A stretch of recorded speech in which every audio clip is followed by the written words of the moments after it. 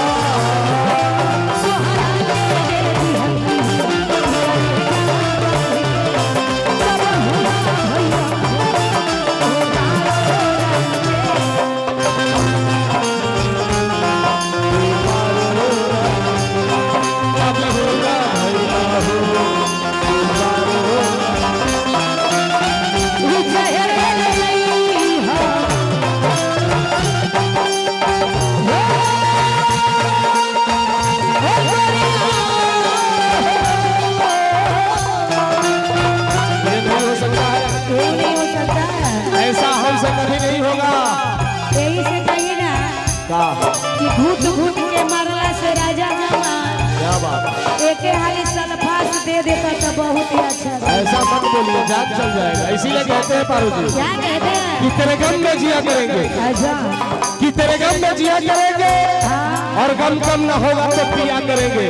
Master, कि तेरे गम में जिया करेंगे। हाँ। और गम कम न होगा तो पिया करेंगे। हम मर जाने के बाद भी ये यमराज के मोबाइल से तेरे मोबाइल पे मैसेज दिया करेंगे पारू जी।